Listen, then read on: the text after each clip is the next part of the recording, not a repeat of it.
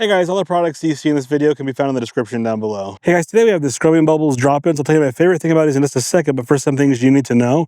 So what these are, guys, are these blue tablets. You drop them into your back of your toilet and they will dissolve into the water. And then every time you flush your toilet, they fill the toilet back up with this blue water, and that blue water keeps your toilet clean and fresh and keeps all these other problems, like that yellow gunk and all this different stuff from building up in your toilet system. It's really nice, and they do last about, in my experience, about 5 weeks, just like it says on the package.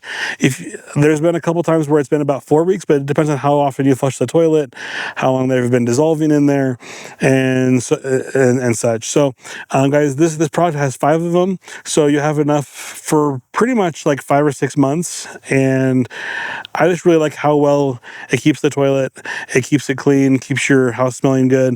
If you have more of like an industrial type place or like a workplace, I would highly recommend these. And this is a great product, guys. I highly recommend it. Thanks for watching. If you like what you saw, please subscribe. I appreciate it a ton. Have a good day, guys.